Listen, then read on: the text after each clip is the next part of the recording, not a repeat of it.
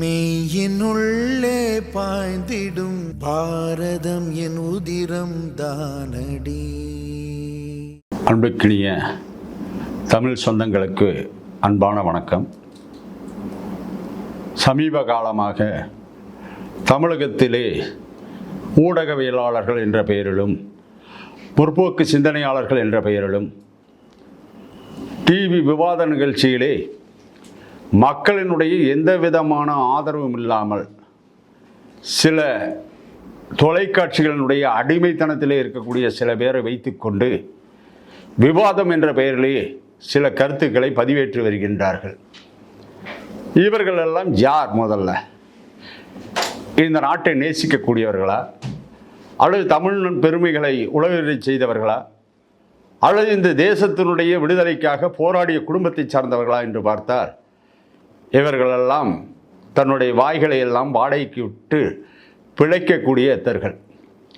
சமீபத்திலே பஹல்காம் தாக்குதல் நடந்த பொழுது அங்கே பலியாகி இருக்கக்கூடிய மக்கள் விருப்புகிறத்திலே அங்கே இருக்கக்கூடிய தீவிரவாதிகள் எல்லாம் அங்கே ஒவ்வொருவரையும் அழைத்து நீ எந்த மதத்தைச் சேர்ந்தவன் என்று சொல்லி அடையாளப்படுத்தி மிகப்பெரிய தாக்குதலை நடத்தி இருக்கிறார் என்று உள்ள நிலையிலே இங்கே சிலர், அதில் குறிப்பாக தோழர் சுந்தரவள்ளி, அந்த அம்மா வாய் எடுத்த உடனேயே அவர் சொல்லக்கூடிய ஒரே வார்த்தை என்னென்னா, மோடி அரசு மானங்கெட்ட அரசு, மதிகட்ட அரசு, ஏழைகளை விஞ்ஞானபூர்வமாக யோசிக்கக்கூடிய மாதிரி பேசுகிறார். யார் இந்த சுந்தரவள்ளி? பொது வெளியிலே பேசுகின்ற பொழுது ஒரு பெண்ணிற்கு நாவடக்கம் தேவை. இந்த பெண்ணுக்கு நாவடக்கமும் இல்லை, அவை அடக்கமும் இல்லை. ஆகவே இவர் பேசுகின்ற பேச்சுக்களை எல்லாம் தமிழகத்தினுடைய ஊடகங்கள் ஏதோ பெரிய செய்தியை போல பேசுகின்றார்கள். ஒன்றை மட்டும் புரிஞ்சுக்கணும், தமிழனுக்கென்று சில மரபுகள் இருக்குது, தமிழர்களுக்கு என்று சொல்லி ஒரு வாழ்வியல் தத்துவம் இருக்குது. அதையெல்லாம் விடுத்து விட்டு ஏதோ முற்போக்காளர்கள் என்ற பெயரிலே பேசுகின்ற சுந்தரவள்ளி சமீபத்தில் பேசுகின்ற பொழுது சொல்லுகிறார், பஹல்காமிலே நடந்திருக்கக்கூடிய தாக்குதல் என்பது திட்டமிட்ட சதி. ஏதோ பாரதிய ஜனதா கட்சியினுடைய ஆட்சியில் இருக்கக்கூடியவர்கள் இராணுவத்தை தன் கட்டுப்பாட்டிலே வைத்து கொண்டு மிகப்பெரிய அளவிலே சதி செய்து 28 உயிர்களை பலி கொண்டு ஓட்டு அரசியல் என்று சொல்லுகின்றார்கள். யோசிச்சு பார்க்கணும். இது வரைக்கும் 1980 இன்றைக்கு வரைக்கும் பல்வேறு விதமான காலகட்டங்களிலே பல்வேறு விதமான தாக்குதல்களில் இராணுவம் நடவடிக்கையே எடுக்க முடியாது. நேரடியாக அங்கே இருக்கக்கூடிய காவலர்கள், அங்கே இருக்கக்கூடிய காவல் நிலையங்கள், அங்கே இருக்கக்கூடிய விவசாய பெருமக்கள், அங்கே இருக்கக்கூடியவர்கள் எல்லாம் கல்லெறி சம்பவங்களாக நடந்து பல காட்சிகளை நாம் காஷ்மீரத்திலே பார்த்திருக்கின்றோம். இப்படிப்பட்ட நேரத்தில் எல்லாம் வாய் பேசாதவர்கள் எல்லாம் இன்றைக்கி பஹல்காமில் நடந்திருக்கக்கூடிய தாக்குதலை வைத்துக்கொண்டு மோடி அரசுக்கு அவப்பெயர் ஏற்படுத்த வேண்டும் என்று நிற்கின்றார்கள். இவர்கள் சொல்லுகின்ற வாக்குகள் என்ன, வார்த்தைகள் என்ன என்று பார்த்தால் இவர்களெல்லாம் ஓட்டு பொறுக்கிகள் என்று சொல்லி தமிழகத்தில் இருக்கக்கூடிய கள்ளக்குறிச்சியிலே கிட்டத்தட்ட 60க்கும் மேற்பட்ட உயிர்கள் துடிக்க துடிக்க விஷசாராயத்தினால் மாண்ட பொழுது வாய் திறக்காத சுந்தரவள்ளி, பெண் இன்ஸ்பெக்டருடைய இடுப்பை கிள்ளி பார்த்த போது காவல்துறைக்கு ஆதரவாக வார்த்தை பேசாத சுந்தரவள்ளி, அண்ணாவை யூனிவர்சிட்டியிலே இருக்கக்கூடிய மாணவி பாலியல் வன்கொடுமை பண்ணி அதனுடைய ஊடகங்கள் மறைக்கின்ற பொழுது வாய் திறக்காத சுந்தரவள்ளி, சமீப காலமாக நாடு முழுவதும் இருக்கக்கூடிய எவ்வளவோ பிரச்சனைகள் இருக்கின்ற பொழுது அதையெல்லாம் பேசாமல் ஏதோ மணிப்பூரில் மோடி சென்றாரா அல்லது பஹல்காமிலே மோடி சென்றாரா என்று கேட்கின்றார்கள். ஒவ்வொரு இடத்திலும் மோடியே செல்ல வேண்டும் என்பதல்ல. இந்த அரசாங்கத்தினுடைய உள்துறை என்பதும் இந்த நாட்டினுடைய வெளியுறவுத்துறை என்பதும் முப்படை தளபதிகள் என்பதும் மத்திய அரசினுடைய கட்டுப்பாடு மட்டுமல்ல. ஆனால் இவர்கள் 3 பேரும் இந்தியாவிலேயே சுதந்திரமாக செயல்படக்கூடிய ஒரு அமைப்பு. இது யாருடைய தயவுடன் இயங்கக்கூடிய அமைப்புகள் கிடையாது. இந்த நாட்டிற்காக தன்னலம் பாராமல் பணியாற்றக்கூடிய ஒரு இராணுவத்தை கொச்சைப்படுத்துவது. இதை விட ஒருபடி மேலே போய் ரொம்பவும் பேசுகிறாங்க. எப்படி? கற்பு நெறியை பற்றி பேசுகிறாங்க. பெண்கள் பெரியார் சொல்லிட்டாரு, கருப்பையை அகற்றிடணும்னு சொன்னாங்க. எத்தனை பெண்களுடைய கற்பை இந்த சுந்தரவள்ளி அகற்றிட்ட? இதே கனிமொழி அம்மா அவங்க திருப்பதியில் போய் நின்று உண்டியலுக்கெல்லாம் வந்து திருப்பதியில் வந்து காவலர்கள் நியமிச்சிருக்காங்க, கடவுளுக்கே அங்கே பாதுகாப்பு இல்லை, காவலுக்கு தான் பாதுகாப்புன்னு சொன்னாங்க.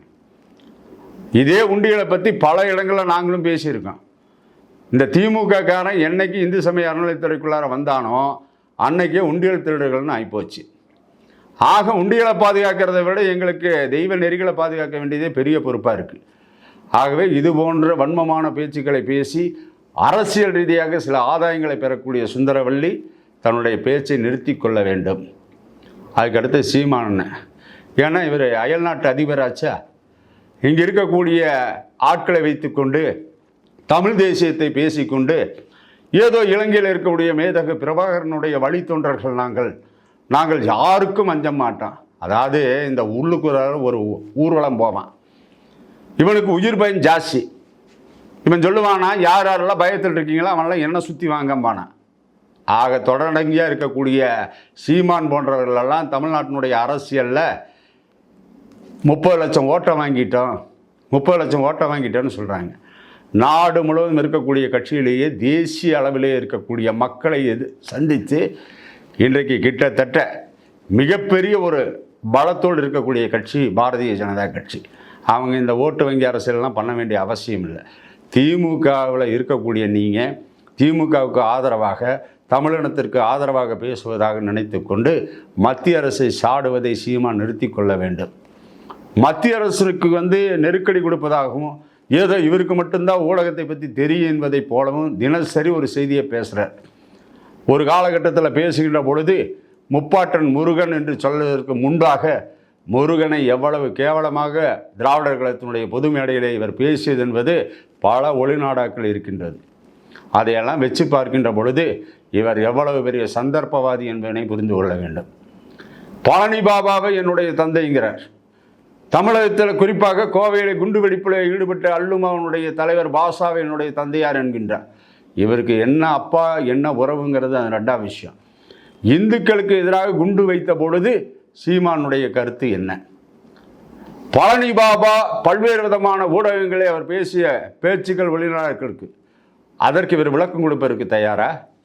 இஸ்லாத்தை பாதுகாப்பதற்காக ஜிகாத் என்கின்ற ஒரு அமைப்பை ஆரம்பித்து அந்த ஜிகாத்தின் மூலமாக இந்துக்களுக்கு எதிராக பேசிய பழனி பாபாவை இவர் என்னைக்காவது கண்டிக்க முடியுமா? தமிழ் உணர்வாளர்னு சொல்லக்கூடிய நீ இன்னைக்கு இருக்கக்கூடிய எல்லா கட்சியில் இருக்கக்கூடிய முஸ்லீம்களையும் கேட்குறேன், நீங்களாம் தமிழர்களா ஐயா? தமிழை படிக்கக்கூடியவனா அல்லது தமிழை ஏற்றுக்கொள்ளக்கூடியவனா தான் தமிழனாக இருக்க முடியும். நீ என்றைக்கு களிமாவை ஏற்றுக்கொள்கின்றாயோ அவன் தமிழுக்கு எதிரி. களிமாவை எவன் ஒருவன் ஏற்றுக்கொண்டிருக்கின்றானோ அவன் இந்துக்களுக்கு எதிரி. களிமாவை ஒருவன் ஏற்றுக்கொண்டிருக்கின்றானோ அவன் தேசத்திற்கு எதிரி.